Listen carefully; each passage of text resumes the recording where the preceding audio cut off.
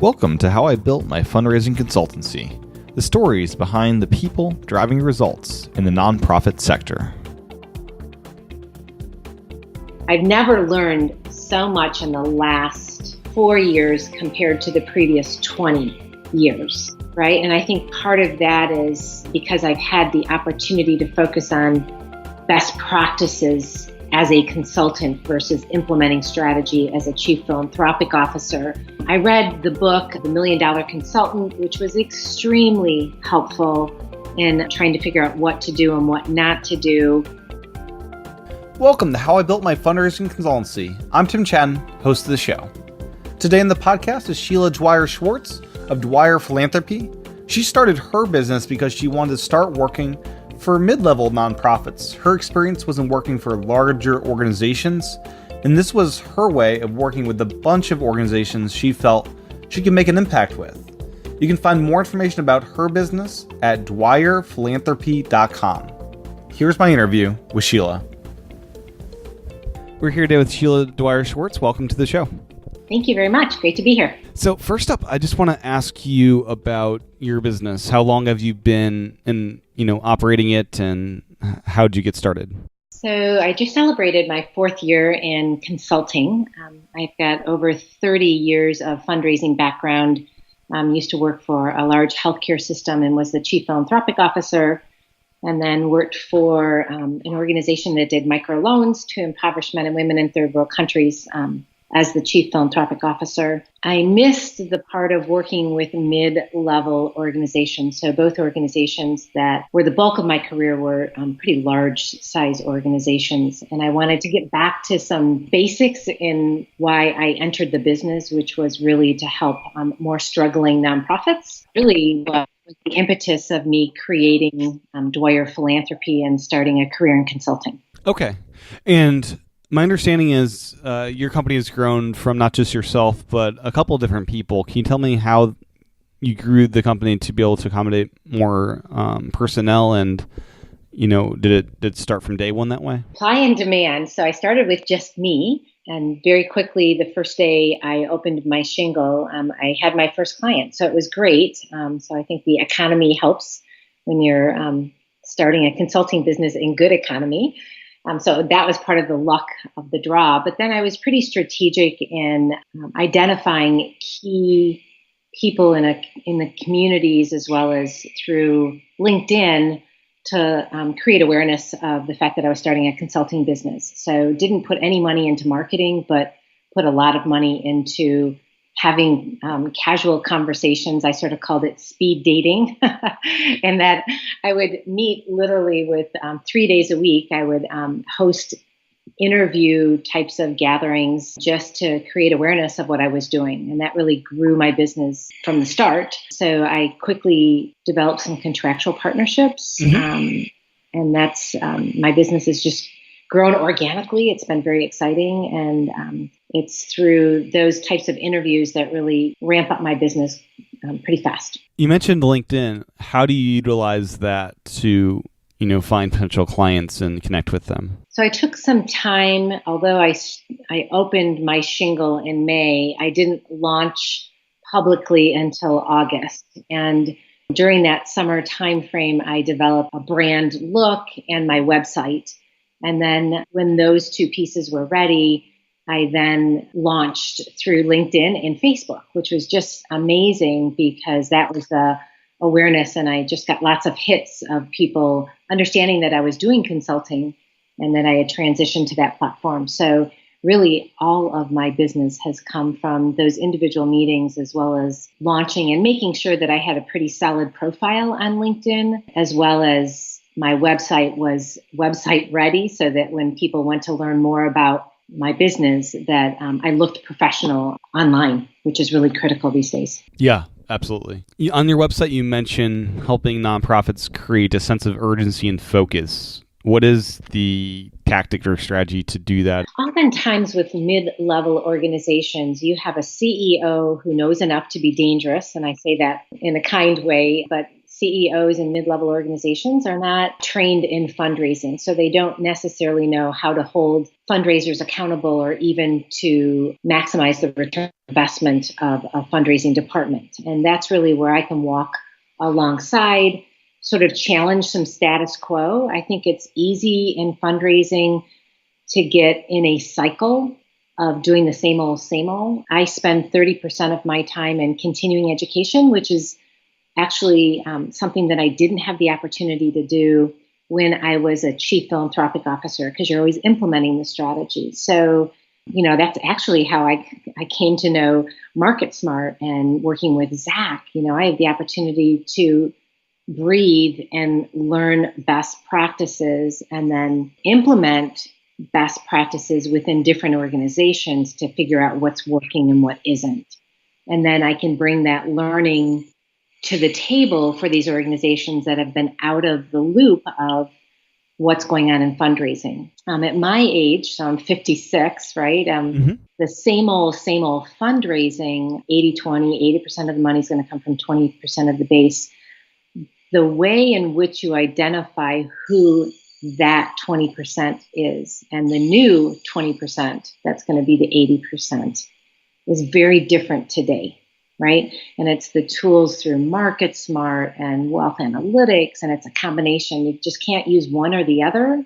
It's got to be both. And then how do you apply those strategies? So because I work with 6 to 8 different organizations at any one given time, I'm gaining experience in what's working and what isn't, and can help bring best practices to challenge the status quo, and also to put a focus and sense of urgency on fundraising. And the sense of urgency naturally comes once people open their eyes to the tools. And I really focus on engaging not just the fundraising professionals within an organization, but the CEO. And that's part of my contract. If the CEO isn't willing to sit down alongside and create that sense of urgency and focus, I don't take the client. Because the CEO is critical in understanding and being a part of the solution for a successful fundraising program. And how do they react when you don't accept them as a client? Is that a shock to some organizations? Yeah, it is. As a matter of fact, one said, "I think you're breaking up with me." And I said, "Well, yeah, I think I am." But just wasn't the willingness to get the results that you really want to get. There's got to be commitment. The one, it was a smaller organization that I was partnering with, and the executive director was willing to, but I really needed the board chair because they didn't have the CEO role because it was a smaller organization. I was meeting with the board chair and I said, if you're not willing to meet on a weekly basis for 2 hours, then we should just end the conversation because I will need your sphere of influence. It was a pretty aggressive campaign, and that their goal in a small community in a small opera house was to raise $6 million, right? Mm-hmm. And they didn't have any fundraising staff and just the executive director of the opera house. And I said, unless you're willing to commit your leadership and time every week for the next 2 years, he left. And he called me back a week later and he said, I'm in. And we ended up raising $8.2 million. Wow. Fantastic. In that campaign. And it was a 3-year period, by the way, that he met every week for 2 hours in his kitchen. But it takes that type of leadership commitment and sense of urgency and focus to really execute an aggressive campaign. Understood. Yeah. Now, measuring your success and growth at a nonprofit, what tools do you use to do that? A combination. Certainly, typically I'm brought in where they're looking at some campaign type of focus. That would be probably the most popular way that I'm brought into a conversation. I challenge organizations to have additional metrics. I've really enjoyed reading and listening to your CEO, Greg Warner, his challenging assumptions on the old traditional metrics, because there are different metrics.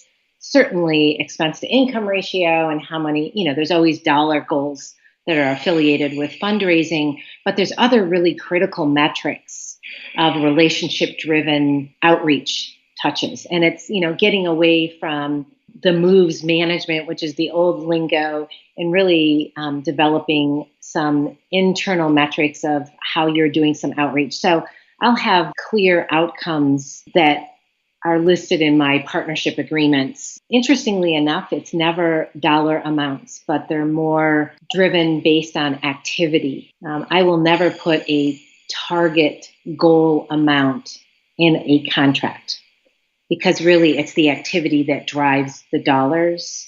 Right. The dollars will naturally come if you focus on the right moves and relationship driven, which, which is why I'm a huge fan of MarketSmart, because it's all about how do you develop better relationships? How do you identify the people that want to have those deeper relationships? Yeah. So if you're brought in for a capital campaign, you're able to craft the contract where we're going to help you, raise more money, but it may not exactly be that goal, or how do you position yourself there? Yeah, oftentimes they'll have an aspirational goal. I'm not a huge fan, and this probably won't be a popular comment, but I'm not a huge fan of feasibility studies. I think feasibility studies from a consulting perspective can be somewhat limiting as far as what could be possible in fundraising. And so I really like to, instead of doing a feasibility study, work with the CEO and the fundraising team in developing a pipeline, developing the case for support,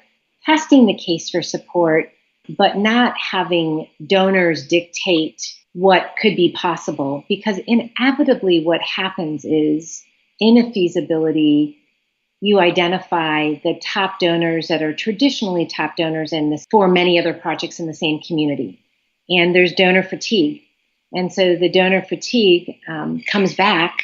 As a matter of fact, one of my first clients, I was brought in after they had they had gone separate ways for a previous consultant, and the previous consultant came in and said, we believe, based on the feasibility study and these interviews of your top 20 donors, which are the same top 20 donors of many other organizations in that same community, that you can't raise any more than $1 million. Without even looking at their database, but understanding the cause of the project and knowing the community, I said, I don't believe that that's the case. I don't want to redo any feasibility study. Let's just jump in here, develop a pipeline of potential donors, high, low asks. Let's develop that together, develop a case for support, get some feedback on the case for support, and then together we'll come up with a target. Together, after working 6 months of developing the pipeline, the case for support, some modified interviews, not asking someone how much they could give, but rather supporting the basic case of why we were fundraising, right? Right, yeah. We came up with a $3 million goal versus the one, and a stretch goal of 3.5, because I truly believed, I thought they could do 5, and they weren't willing to jump out that far on a limb. And we ended up at 4.3 million, right? Had we gone with the feasibility feedback and set the goal at $1 million, we wouldn't have raised 4.4 million, right? We would have, our stakes would have been so much lower. I believe that working together and developing that pipeline ends up helping to develop what could be in the fundraising, as opposed to external donors that are tired of being asked the question and tired of going through those same interviews. And so there's too many campaigns out there. No, you're not going to be able to raise that much, which is typically the response. Yeah. Now, do all of you work in the same office or city, or how does that work? We're all over the board. So Yasmin, who is really the glue to our company, because she keeps everything centered. For a while, she lived in D.C., I live in Adrian, Michigan. She's recently moved to Toledo, Ohio, but even though she's much closer to me, I never see her live. It's always, email exchange, conference call exchange. And then the other person that I work alongside is Michael Rubin, who's got a consulting practice. So we partner on a number of projects, and, he's in St. Louis. I spend a lot of my time in client offices, and then my office, which is a home office, is really more in the evenings and weekends doing prep for calls. Okay. Yeah. Do you have any administrative assistants or virtual assistants that help you, with the day-to-day job of running the business? Yes, I do. And that person's in Chicago. Okay. And when you were able to bring that person aboard, was that a sigh of relief as these were things that you really hated doing at the very early stages of the business? So I brought Yasmin in very early on the front end of the business because I know that I'm horrible at billing. And if if you don't have money, Right, yeah. no mission. So from day one, she took care of all the accounting, billing. When you're in different states, you need to work with the state departments in understanding what licensures you need. And so she does all of that, which would kill me to do. Right, yeah. She does a lot of the analytic support with my clients. She is definitely the expert in that. So I deploy her on those aspects. I'm really the face, the one-to-one face. And then I've got someone else doing proposal development and all of the creative pieces. And then I've got strategic partnerships. Instead of hiring someone to do case and marketing materials in support of my clients and branding, I've got a partnership with a very, very good branding company that brings really high level branding. For me to afford that high level would be impossible to get that type of quality. Really, the best thing I ever did was day one was I went and met with them and said, I want to partner with you. I need quick turnaround. This is my philosophy. Ulrich and Pinciati, for example, is my partner on design, and we work alongside each other. And when I'm busy, they're busy. And when I'm not, I don't pay a bill. So it's all great. It's awesome. Yeah. On-demand work, right? Yeah. Actual partnerships. Like actually, MarketSmart is a great example of a contractual partner. They work alongside me. It's been a great partnership, so value added. We don't need to hire as businesses all of these specialties when they're out there. Bringing in Zach to work alongside me with my clients through MarketSmart, and Zach being the expert in that arena, for example, is just extremely helpful in being value added to my clients because I bring Zach to the table as a partner of mine within Dwyer Philanthropy, and then they end up partnering with MarketSmart in a more in-depth way, and I end up consulting and how we use the data. So it really works. And that's really been a philosophical approach of mine, is that I don't have to hire all these experts. I can have partnerships and bring them in as needed based on what the client needs are. Gotcha. Okay. And if you were starting fresh, is there anything you'd change at the outset when you began your business? The only thing that I didn't understand, well, I've learned so much, so I didn't understand a lot, but I've never learned so much in the last 4 years compared to the previous 20 years. Yeah. Right? And I think part of that is because I've had the opportunity to focus on best practices as a consultant versus implementing strategy as a chief philanthropic officer. I read the book, The $1 Million Consultant, which was extremely helpful in trying to figure out what to do and what not to do. I'm much more confident in my contracts that, my contract is my contract. And if you want different fees, then we'll have to talk about, different outcomes. So that came through strong in the book that I read, The $1 Million Consultant, and that was really helpful. The thing that I didn't understand is managing the pipeline. I anticipated the average length of stay of a client to be less than what it is. Typically, when someone's interviewing you, they want to get you off the dime as quickly as possible as a consultant. They want a contract that says, 6 months. So I always say, let's commit to 6 months, but then there's phase 3 and 4, and we'll determine that as needed at that point. And so based on always the client's sense of urgency to get consultants off the payroll, I assumed on the front end that I would be there 6 months to a year. My average length of stay has been 2.5 years to 3 years per client. Mm-hmm. Okay. And a lesser role. So I took on more clients than anticipated. So I work first, second, and third shift trying to manage all of the clients because I don't want to push out a client that's been a part of the team since day one. So it's just managing the pipeline. Do you see some clients eventually being longer term clients that do stick around as like you're almost on staff at their organization? Yeah, but not as intense. So the intensity is, the first 6 to 12 months, and then it's just maintaining. What I have found is that clients are finding value add. You operate as a chief philanthropic officer. So I go to the clients that I started from day one, I go meet with them every 2 weeks as opposed to every week. And it's more strategic conversations. And it really provides an opportunity for that fundraiser and the president to do more strategy development on donor strategies. Okay. Yeah. That's been the ongoing support that I underestimated that would be helpful to a client, which has been fun because it's really fun to be a part of an organization that long. And how do you set up your billing? Is it, an hourly basis thing or a retainer, or how's that work? I have never done the hourly things. It's all on retainer. To be honest with you, a lot of it is based on geography. The further it is out and the further it takes me out of pocket to serve other clients, the higher the rate for me. So I just sort of take all of that into consideration.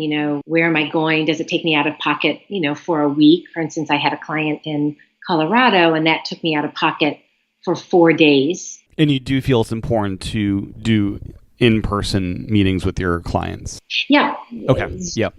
I do have a client where I only met them once and we've been partnering for 2 years and I do a Zoom call because they live in Arkansas. That has worked with that client. My preference, though, is that you can do Zoom calls, but there's nothing that takes the place of that face-to-face interaction. Gotcha. And what's your typical schedule look like? Yesterday, I had 4 client meetings. Every day's a little different, but I would average probably 2 to 4 client interactions a day, whether that be conference call, meeting with them live. And then, of course, I have office prep. So I ramped up pretty fast and I've been full-time. After 6 months into opening my business, at the 6-month time frame, I was full-time plus and have never been not full-time. Okay. Gotcha. So it ramped up pretty fast. And I think that was, just based on right time, right place. Right. Yeah. But the billing is always, I really focus on more of a contingency basis, right? As opposed to an hourly basis. When we return, a quick lightning round. First, a quick break. Today's free resource offer is the ultimate guide to writing major donor letters. You can download this at iMarketSmart.com/major letters. That's www.iMarketSmart.com/major letters. Here's what you'll learn. The 4 types of letters you should be sending your major donors, what you need to know before you begin writing, how to design your letter to be scanned before it's read, how to craft a compelling call to action, how to adopt a you mindset and make the donor feel like a hero, and much more. Visit iMarketSmart.com/major letters to download your copy. That's iMarketSmart.com/major letters. With that, let's get to the lightning round. This is just a series of quick questions and answers. Okay. What's the best piece of business advice you've ever received? Steve Hickman, who is a very successful owner of a company, his comment was, the belly don't lie. So there are days where you take into consideration analytics and all of the data, but the gut check is critical as an overlay and checking. That, and one of my favorite sayings, in God we trust, all others bring data. And what book would you recommend to those getting started? Donor-Centered Fundraising, Penelope Burke, is awesome. So I think it just reminds us in fundraising that donor-centric, from a consulting perspective, help people understand donor-centric. And again, Greg, your CEO, gets that. And that's why I love all of the blogs that you guys do. Because at the end of the day, it isn't about the organization you're representing. It's about the donors that you're representing. And by the way, I just get paid by the organization. And if you focus on what's right for the donor, it'll pay tenfold. What's your favorite personal productivity habit? Prepping in the evenings for the week and the next day. What's the best under $100 purchase you've made in the last month or so? Coffee. My Starbucks card. Right. Very, very useful. Do you have a favorite monthly subscription or service you're signed up for? The Chronicle of Philanthropy is still one that I love. I think just keeping best practices and seriously, and I'm not saying this because I'm doing this Skype interview, but I used to delete a lot of things, but what Greg sends out to remind us and to challenge old ways of doing fundraising through your organization, I really do read your blogs. I think they're great. Oh, thank you. It's a quick reminder of, hey, focus on new trends and donor-centric model. And it's just a quick way to start your day. What's an interesting or fun fact about you that most people don't know? I'm very competitive. I play racquetball. I'm 56. And as a matter of fact, every Friday morning, which was this morning, I played cutthroat with 2 guys. That sort of keeps me engaged in mind games and competitiveness and wins. I think when we're young, we're on competitive teams in high school, college, but maybe you get away from that. Whereas I still play competitive sports to keep me competitive in thought. And what do clients never ask you that you wish they did? What I wish clients would ask me or is to provide more feedback on what's working and what isn't. And I think that probably the responsibility is in my end to get more feedback from clients. So I've got a strong EQ, intuitive feel, and can adjust strategies based on understanding what the client's needs are. But oftentimes I rely on the EQ as opposed to them just giving me some candid feedback on what they wished I would do that I wasn't doing. Yeah. I think I need to be more proactive in asking feedback, but it's really hard for people to give that type of feedback. Yeah. And what error do you see or mistake do you see most nonprofits make? Asking too little, not being strategic in their approach. And what drives me nuts with organizations is just executing the ask without understanding the donor time frame, because the sense of urgency to the organization is so great. Mm-hmm. Yeah. What a better outcome it would be, right, if you understood the donor's time frame. Yeah, absolutely. I think that so many organizations are compelled based on targets, and they're driven from above. What I am best at is to work with boards to say, as well as CEOs, to say, that's the wrong metric. And quite honestly, an executive director has a really hard time telling a board and their CEO that that's not the right metric. So they may feel that they need to focus on the relationships, but that up above, people are driving the numbers and not understanding the process. So I can go in and say, no, it's the wrong metric. And because I'm external coming in and not in a defensive mode, but in a consulting mode, it then brings board members and CEOs feathers down a bit. So they're not going through this drill. Where's the money? Where's the money? Where's the money? Stop asking that question. Let's talk strategy and let's talk how we're all going to be a part of that solution. Yeah. And that's what bring everything down to a level where you can get to that strategic discussion as opposed to that executive director feeling like they're on a gerbil wheel trying to get the answers. What charities do you admire or support? Those that serve developmentally disabled are at the heartstring of just who I am as a person. I did some great work in Africa for a while, and so I've got a passion for education in Africa. So those are probably, and again, I support many charities because, of course, you need to live and breathe what you do, right? So I am very specific personally.